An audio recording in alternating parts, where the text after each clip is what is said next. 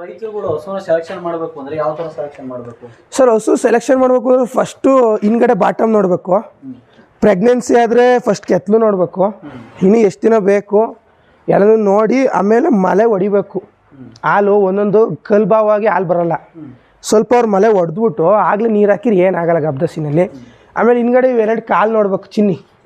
ಚಿನ್ನಿ ಬಂದು ಕೆಳಗೆ 8 ಚಿನ್ನಿ ಇರ್ತವೆ.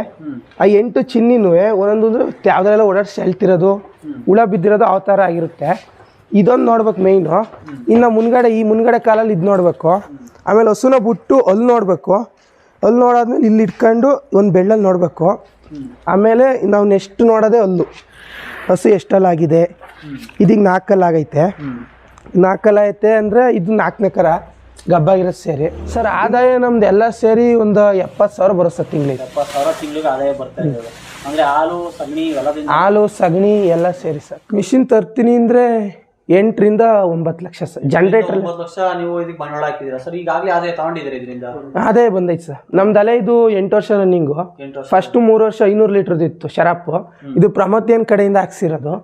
ಇದು ಅದೇ ಬಂದೈತೆ ಸರ್. ಇದು ಒಳಗೆ ಸೇಮ್ ಮನೇಲಿ ಯಾವ ಥರ ಮಂತ್ ಕರಿಯುತ್ತೋ ಅದೇ ಥರ ಒಳಗೆ ನೋಡಿ ಹಾಲು ಹೆಂಗೆ ಮಿಕ್ಸ್ ಆಯ್ತೈತೆ. ಇದರಿಂದ ಹಾಲು ಕೋಲ್ಡ್ ಇರುತ್ತೆ, ಹಾಲು ಬೇಗ ಕೆಡಲ್ಲ. ಇದೇ 11 ಗಂಟೆ ಕೆಪಾಸಿಟಿ ಇರುತ್ತೆ ಬ್ಯಾಟ್ರಿಯಿಂದ ಆ ಥರ. ನಮಸ್ತೆ ಸರ್. ಸರ್ ನಿಮ್ಮ ಪರಿಚಯ ಮಾಡ್ಕೊಂಡು ನಮ್ಮ ವೀಕ್ಷಕರಿಗೆ ಫಸ್ಟು. ಸರ್ ನನ್ನ ಹೆಸರು ಶಶಾಂಕ್ ಅಂತ. ನಾನೀಗ SLC ಓದ್ತಾ ನಿರೀಶ್ವರ ಶಾರದಾನಿಕೇತನ ಸ್ಕೂಲಲ್ಲಿ. ನಮ್ಮ ತಂದೆಯವರು ಹೈನುಗಾರಿಕೆ ಮಾಡೋರೆ.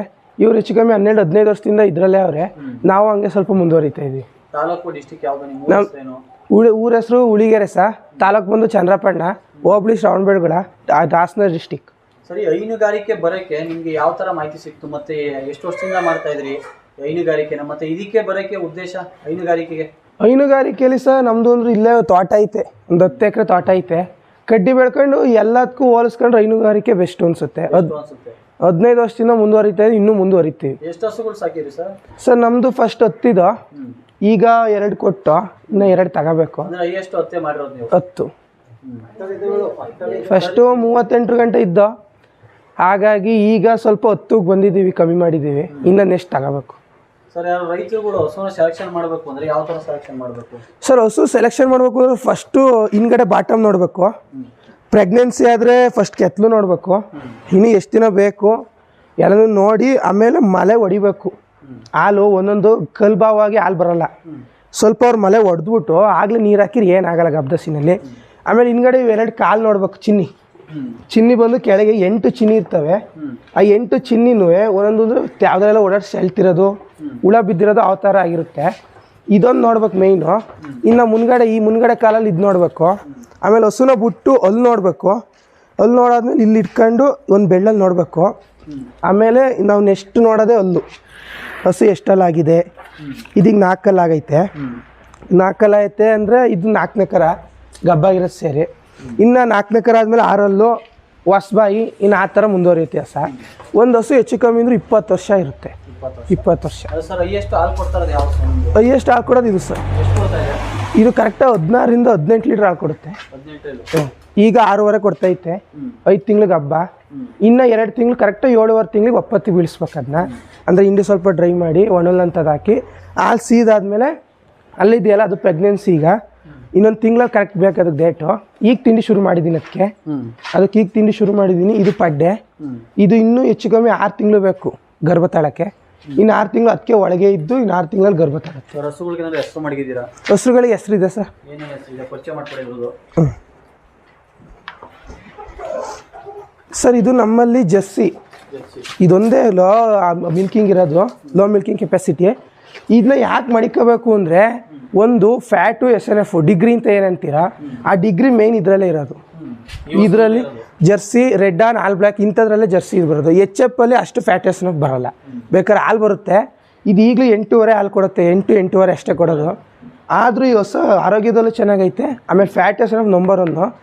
ಇದು ಅಷ್ಟೇ 12ರಿಂದ 14 ಲೀಟ್ರ್ ಹಾಲು ಕೊಡುತ್ತೆ. ಈಗ 3 ತಿಂಗ್ಳಿಗೆ ಹಬ್ಬ, ಈಗಲೂ 6.5, 7, 8 ಕರಿತಾ ಇದ್ದೀನಿ. ಇದು ಅಷ್ಟೇ ಫ್ಯಾಟ್ SNF ಚೆನ್ನಾಗಿದೆ. ಆದರೆ ಇದೇನು ಅಂದರೆ ಜಾಸ್ತಿ ಹಾಲು ಕೊಡುತ್ತೆ, 16ರಿಂದ 18 ಲೀಟ್ರು. ಇದ್ರಲ್ಲಿ ಫ್ಯಾಟ್ SNF ಏನು ಕಳಿಯಂಗಿಲ್ಲ, ಒಟ್ಟಿನಲ್ಲಿ ಹೇಳ್ಕೊಳ ಮಾಡ್ತಲೇನಿಲ್ಲ. ಆಮೇಲೆ ನೆಕ್ಸ್ಟ್ ಇದಕ್ಕೆ ಬಂದರೆ ಇದ್ರ ಹೆಸರು ಚಿನ್ನ ಅಂತ.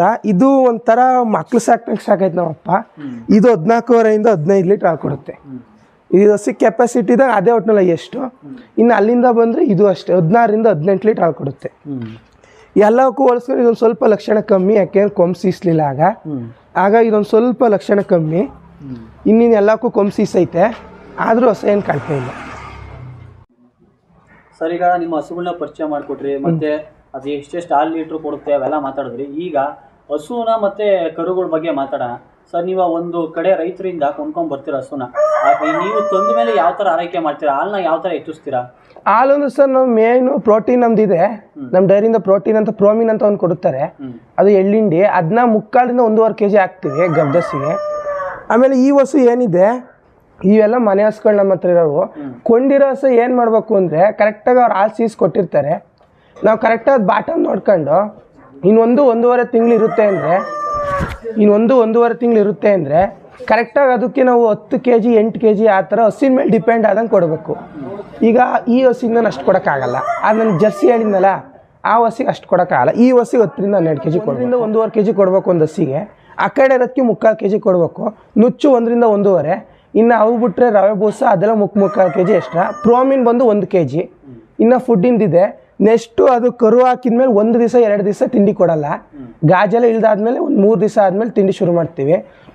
ಮಾಮೂಲಿ ಅದು 4.5-5 ತಿಂಗಳ ಗಂಟೆ ಈಟು 3 ತಿಂಗಳು 15-20 ದಿವಸಕ್ಕೆ ಬರುತ್ತೆ. ನಾವು ಅದು 5 ತಿಂಗಳಿಗೆ ಬಂದಾಗ ಕೊಡಿಸ್ತೀವಿ, ಎಲ್ಲ ಹಸಿಗೂ ಈಟ್ ಕೊಡಿಸ್ತೀವಿ. ಅದು ತೋರಿಸಿದ್ಮೇಲೆ 18 ಲೀಟ್ರು. ಅದು ಕೆಪಾಸಿಟಿ ಇರೋದಕ್ಕೆ ಜರ್ಮನ್ ಬೀಡ್ ಅಂತ ಬರುತ್ತೆ, ಜರ್ಮನ್ ಅಂತ, ಅದಕ್ಕೆ ಜರ್ಮನ್ ಕೊಡಿಸ್ತೀವಿ.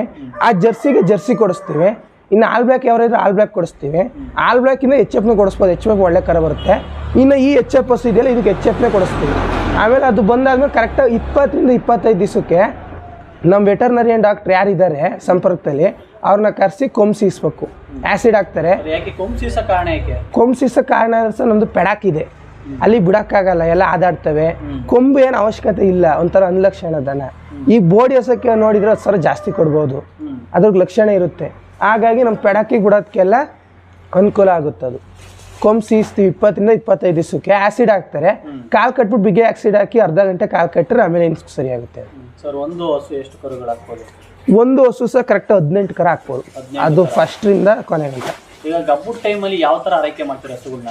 ಗಬ್ಬುಟ್ ಟೈಮಲ್ಲಿ ಅಂದ್ರೆ ಸಹ ಸ್ವಲ್ಪ ಜಾರದಲ್ಲೇ ಇರೋ ಥರ ಅವಾಯ್ಡ್ ಮಾಡಿ ಆದಷ್ಟು. ಆಮೇಲೆ ಈ ಹಳ್ಳ ದಿಬ್ಬ ಆ ಕಡೆ ಎಲ್ಲ ತೋಡ್ತಾ ಕಟ್ಟಾರೆಲ್ಲ. ಆಮೇಲೆ ಇದು ಏನಿದೆ ಮಾಮೂಲಿ ತಿಂಡಿ ಐಟಮ್ ಎಲ್ಲ ಹಂಗೆ ಕೊಡೋದು. 3 ತಿಂಗಳಿಗೆ ಈಟಿ ಕೊಡಿಸ್ಬಿಟ್ಟು 4-5 ತಿಂಗಳಿಗೆ. ಇನ್ನು ಅದು ಕರೆಕ್ಟಾಗಿ 7-7.25 ತಿಂಗಳಿಗೆಲ್ಲ ಸ್ವಲ್ಪ ಕಮ್ಮಿ ಮಾಡ್ಬೇಕು ತಿಂಡಿನ. ಅದ ಕೆಪಾಸಿಟಿಲಿ ಹಾಲು ಹೆಂಗೆ ಅಂದರೆ ಕೆತ್ತಲು ಬಳ್ದಾಡಬೇಕು, ಅರ್ಧ ಲೀಟ್ರ್ ಹಾಲು ಇರ್ಬೇಕು, ಅದು ಸಿಹಿ ಕೆಪಾಸಿಟಿ ಇರಬೇಕು. ಇನ್ನು ಆ ಕಡೆ 16ರಿಂದ 18 ಲೀಟ್ರ್ ರಸ ಐತಲ್ಲ, ಅದಕ್ಕೆ 2 ಬಿಸಿ ಮಾಡಿ ಅರ್ಧ ಹೊಡೆದ್ರೆ ಹಾಲು ಸಿಹಿ ಕಳುತ್ತೆ, ಅದೇನಾಗಲ್ಲ. ಇನ್ನು ಅದಾದ್ಮೇಲೆ ಕರೆಕ್ಟಾಗಿ 8 ತಿಂಗಳಿಗೆ ಕರೆಕ್ಟಾಗಿ ನನಗೆ ಹಸಿಗೆ ಸುರಿದ್ನಲ್ಲ ಪ್ರೋಮಿನ್ಲ ಆ ಥರ ಸುರು ಸಾಕು. ಅಂದರೆ ಸರ್, ಒಂದು ಹಸುಗೆ ಎಷ್ಟು kg ಫುಡ್ ಕೊಡ್ಬೋದು ಅಂದಾಜು? 8ರಿಂದ 10 kg ಕೊಡ್ಬೋದು ಸರ್. ಒಪ್ಪತ್ತಿಗೆ ಒಂದು ಟೈಮ್ ಬೆಳಗ್ಗೆ ಮಾತ್ರ 10 kg ಕೊಡಬೇಕು ಒಂದು ಹಸುಗೆ. ಅಂದರೆ ಯಾವ್ಯಾವ ಕೊಡ್ತೀರೋ ಇನ್ನೊಂದ್ಸರಿ ಹೇಳ್ಬಿಡಿ. ಅಳ್ಜೋಳ ನುಚ್ಚು ಕೊಡ್ತೀವಿ 1.5 kg, ಪ್ರೋಮಿನ್ 1.5, ಆಮೇಲೆ ಕಡಲೆ ಹಿಂಡಿ 1.5, ರವೆ ಬೂಸ ಅಷ್ಟೇ. ಅಷ್ಟು ಕೊಡ್ತಾ ಇದ್ದೀರಾ? ಜೋಳ ಪಾಳ ಎಲ್ಲ ಮಾಮೂಲಿ? ಜೋಳ ಪಾಳ ಅದೆಲ್ಲ ಮೇವು ಕಟ್ ಮಾಡಿ ಅದ್ರ ಮೇಲೆ ಹಿಂಡಿ ಸುರು ಮುಗೀತು. ಸರ್, ಈಗ ಕರು ಹಾಕಿದ್ಮೇಲೆ ತಾಯಿನ ಯಾವ ಥರ ಆರೈಕೆ ಮಾಡಬೇಕು ಮತ್ತು ಕರುನ ಯಾವ ಥರ ಆರೈಕೆ ಮಾಡಬೇಕು? ತಾಯಿ ಅದೇ ಒಂದು ವಾರ ಅದು ಕೆತ್ತಲು ಗಾಜಿರುತ್ತಲ್ಲ ಬಾಟಮ್ಮು, ಹೆವಿ ಬಾಟಮ್ ಬಿಟ್ರೆ ಅವಕ್ಕೊಂದು ವಾರ ತಿಂಡಿ ಕೊಡಬಾರ್ದು, ಡೈಜೆಕ್ಷನ್ ಆಗಲ್ಲ ಸರಿಯಾಗಿ. ಹಳ್ಳಿ ಕಡೆ ಅಂಬ್ಲಿಯನ್ನು ಕಾಯಿಸ್ತಾರೆ, ಅಂಬ್ಲಿ ಕುಡಿಸ್ತೀವಿ. ಆಮೇಲೆ ಕರು ಇನ್ನೇನಿದೆ ಕರು ಕಟ್ಟಿ ಬೆಳಗ್ಗೆ 3 ಲೀಟ್ರ್, ಸಂಜೆ 3 ಲೀಟ್ರ್ ಹಾಕಿ ಕೊಡ್ತೀವಿ. 6 ಲೀಟ್ರ್ ಆಗುತ್ತೆ. ಇನ್ನು 3 ರಿಂದ 3.5 ತಿಂಗಳ ಗಂಟೆ ನೀರು ತೋರಿಸಲ್ಲ. ಅದಕ್ಕೆ ಮಧ್ಯಾಹ್ನದ ಹೊತ್ತು ಅರ್ಧ ಕೆಜಿ 3/4 ಕೆಜಿ ಕಡಲೆ ಎಣ್ಣೆ ಹಾಕಿ 3/4 ಲೀಟ್ರಿಂದ ಅರ್ಧ ಲೀಟ್ರ್ ನೀರು ನೆನೆಯೋಷ್ಟು ಕಡಲೆ ಎಣ್ಣೆ ನೆನೆಯೋಷ್ಟು ಕೊಡ್ತೀವಿ. ಇನ್ನು ತಾಯಿ ಆರೈಕೆ 1 ವಾರ ಆದಮೇಲೆ ಅದು ಸರಿಯಾಗುತ್ತೆ. ತಾಯಿ ಆರೈಕೆ ಆದಮೇಲೆ ಮುಂದಕ್ಕೆ 4.5 ತಿಂಗಳು ಮತ್ತೆ ಈಟ್ ಕೊಡಿಸಿ ಪುನಃ ಮತ್ತೆ ಕರುನ ಅದೇ ಕೊಂಬಿಸ್ತೀವಿ. ಅದು 20 ದಿವಸ ಕೊಂಬಿಸ್ತೀವಿ. ಬೆಳಗ್ಗೆ 3 ಲೀಟ್ರ್, ಸಂಜೆ 3 ಲೀಟ್ರ್ ಹಾಲು ಹಾಕ್ತೀವಿ. 3 ತಿಂಗಳು ಆಯ್ತಾ ಇದ್ದಂಗೆ 3/4 ಕೆಜಿ 1 ಕೆಜಿ ಕಡಲೆ ಹಿಂಡಿ ಎಷ್ಟು ನೇಯ್ತದ ಅಷ್ಟು ನೀರು ಹಾಕಿ ಇನ್ನು ಅದು ಮುಂದುವರಿಯುತ್ತೆ. ಅದು ಕರೆಕ್ಟ್ 5 ತಿಂಗಳು ದಾಟ್ತೈತೆ ಅಂದರೆ ಅದು ಮೇಯಕ್ಕೆ ಪಟ್ಟಾಗುತ್ತೆ. ಆಗ ಅದು ಎಷ್ಟು ಮಲ್ಕ್ ಮಾಡುತ್ತೋ ಅಷ್ಟು ಕಡ್ಡಿ ಹಾಕಿ ಇನ್ನು ನೆಕ್ಸ್ಟ್ ತೋಟಕ್ಕೆ ಇಲ್ಲ ಪೆಡ ಕೋಳಿ ಕಾಯ್ಕೊಂಡು ಮತ್ತೆ ಅದು ಇನ್ನು ಕರೆಕ್ಟಾಗಿ 1-1.5 ವರ್ಷಕ್ಕೆ ಗರ್ಭ ತಾಳುತ್ತೆ ಕರು. ಸರ್ ನಾನು ಎಲ್ಲಾ ಫಾರ್ಮ್ಗಳು ನೋಡ್ತಾ ಇರ್ತೀನಲ್ಲ, ಒಬ್ಬೊಬ್ರು ಕಟ್ಟಾಕಿ ಮೇಯಿಸ್ತಾ ಇರ್ತಾರೆ, ಒಬ್ಬೊಬ್ರು ಹಂಗೆ ಬಿಟ್ಬಿಟ್ಟಿರ್ತಾರೆ, ಇಲ್ಲ ತೋಟದಲ್ಲಿ ಕಟ್ಟಾಕಿರ್ತಾರೆ. ನೀವು ಫುಲ್ಲು ಫ್ರೀಯಾಗಿ ಬಿಟ್ಟಿದ್ದೀರಾ. ಅದಕ್ಕೂ ಇದಕ್ಕೂ ಏನು ವ್ಯತ್ಯಾಸ ಆಗ್ಬೋದು ಈಗ? ಸರ್ ಈಗ ಅಲ್ಲಿ ಕಟ್ಟಾಕೋದ್ರಿಂದ ಅದು ಹಾಲು ಅಷ್ಟು ಪ್ಯೂರ್ ಇರಲ್ಲ. ನಮ್ದು ಆರ್ಗ್ಯಾನಿಕ್ ಮಿಲ್ಕ್ ಬರೋದು. ಅಲ್ಲಿ ಕಾಂಗ್ರೆಸ್ ಗಿಡ ಬೇರೆ ಇತ್ಯಾದಿ ಸೊಪ್ಪುಗಳನ್ನು ತಿಂತವೆ. ನಮ್ದು ಇಲ್ಲಿ ಬರೀ ಅಳ್ಜಾಣ್ ಕಡ್ಡಿ, ನೇಪಿಯರ್ ಅಂತ ಸೀಮೆ ಕಡ್ಡಿ, ಅದು ಬಿಟ್ರೆ ಏನು ತಿನ್ನಲ್ಲ. ಇಲ್ಲಿ ಬಸವನ ಸೊಪ್ಪು ಅದೆಲ್ಲ ಸ್ವಲ್ಪ ಹಾಕ್ತಿವಿ. ಇನ್ನು ಅದರಿಂದ ನಮ್ಮದು ಆರ್ಗ್ಯಾನಿಕ್ ಮಿಲ್ಕ್ ಬರುತ್ತೆ. ಹಾಲು ಯಾವುದೇ ಥರ ಸ್ಮೆಲ್ ಆಗಲಿ ಏನೇ ಬರೋಲ್ಲ ಹಾಲಲ್ಲಿ.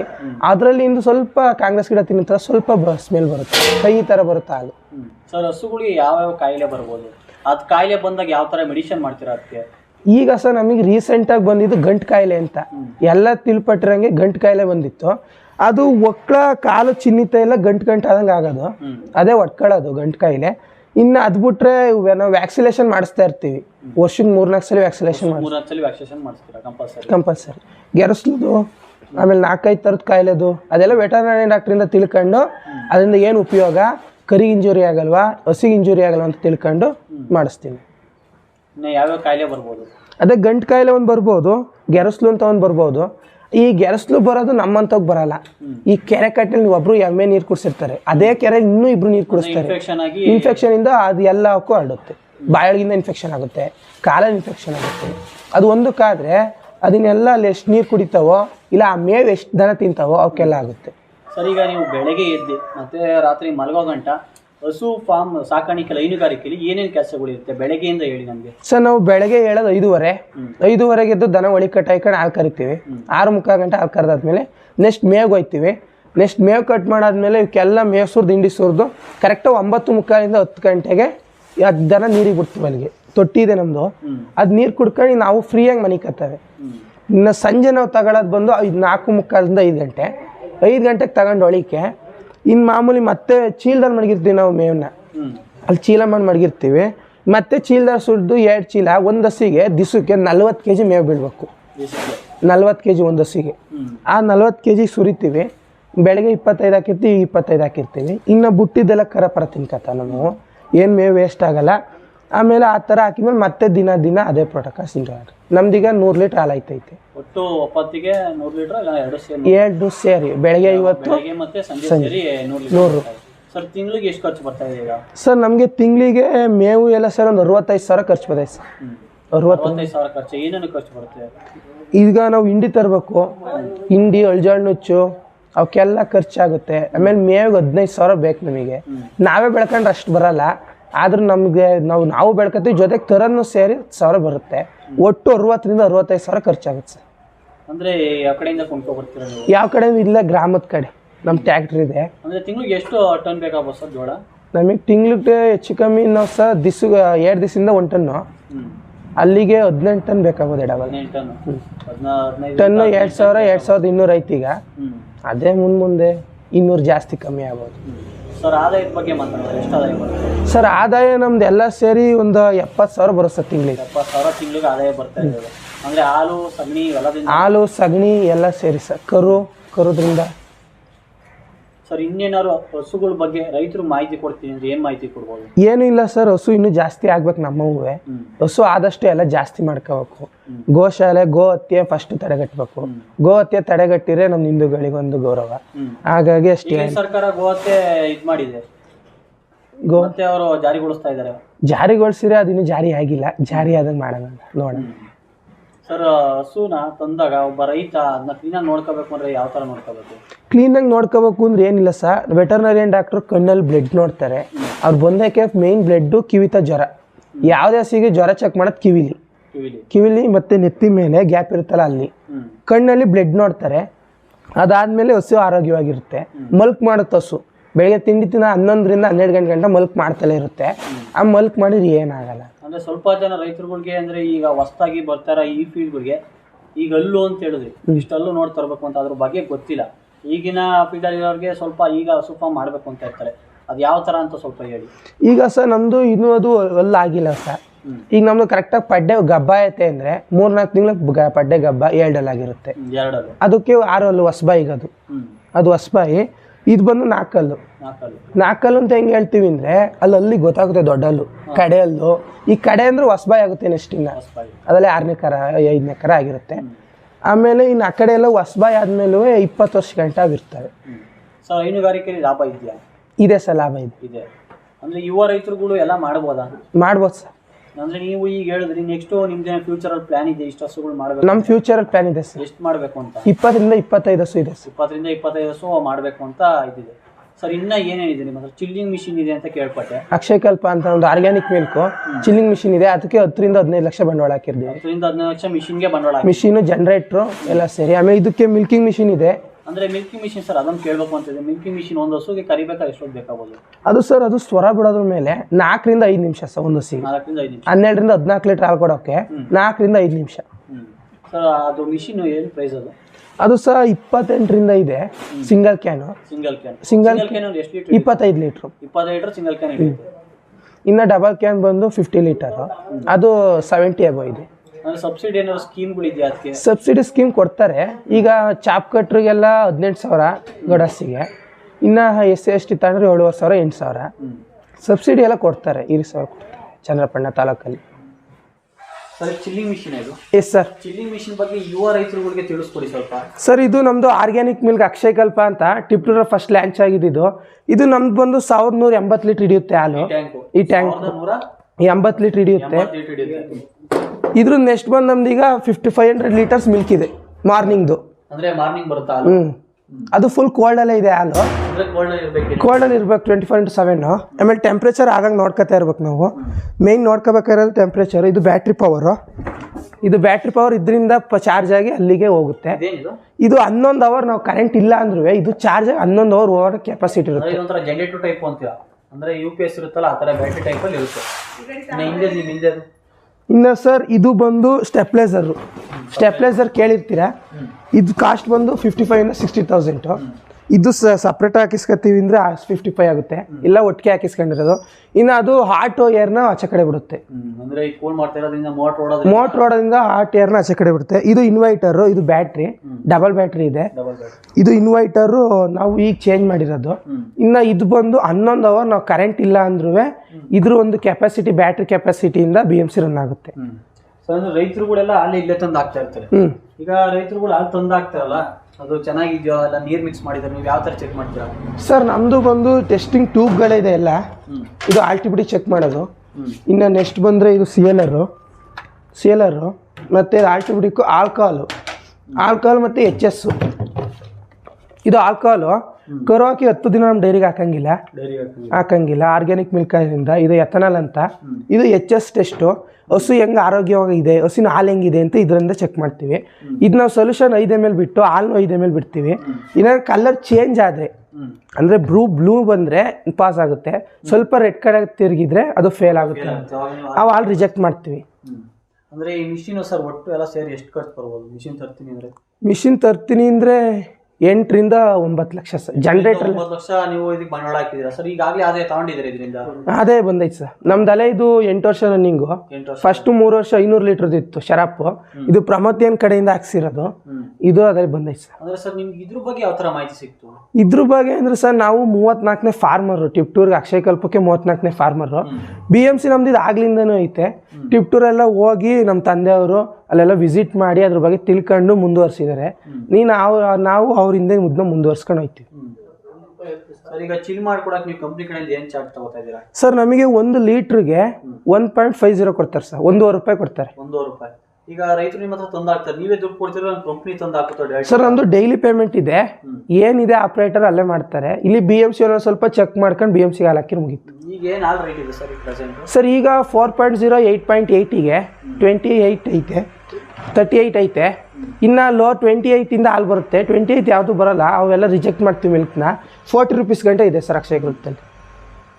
ಸರ್ ಈಗ ಮಿಷಿನಲ್ಲಿ ನೋಡ್ತಾ ಇದ್ದೀನಿ ಮೇಲೆ ಒಂಥರ ಮೋಟರ್ ಇದೆ, ಅದನ್ನು ತಿರುಗ್ತಾ ಇರಂಗಿದೆ, ಯಾವ ಥರ ವರ್ಕ್ ಮಾಡ್ತಿದೆ ಸರ್? ಇದು ಒಳಗೆ ಸೇಮ್ ಮನೇಲಿ ಯಾವ ಥರ ಮಂತ್ ಕರಿಯುತ್ತೋ ಅದೇ ಥರ ಒಳಗೆ ನೋಡಿ ಹಾಲು ಹೆಂಗೆ ಮಿಕ್ಸ್ ಆಯ್ತೈತೆ. ಇದರಿಂದ ಹಾಲು ಕೋಲ್ಡ್ ಇರುತ್ತೆ, ಹಾಲು ಬೇಗ ಕೆಡಲ್ಲ. ಇದೇ 11 ಗಂಟೆ ಕೆಪಾಸಿಟಿ ಇರುತ್ತೆ ಬ್ಯಾಟ್ರಿಯಿಂದ, ಆ ಥರ ರನ್ ಆಗುತ್ತೆ ಸರ್ ಇದು.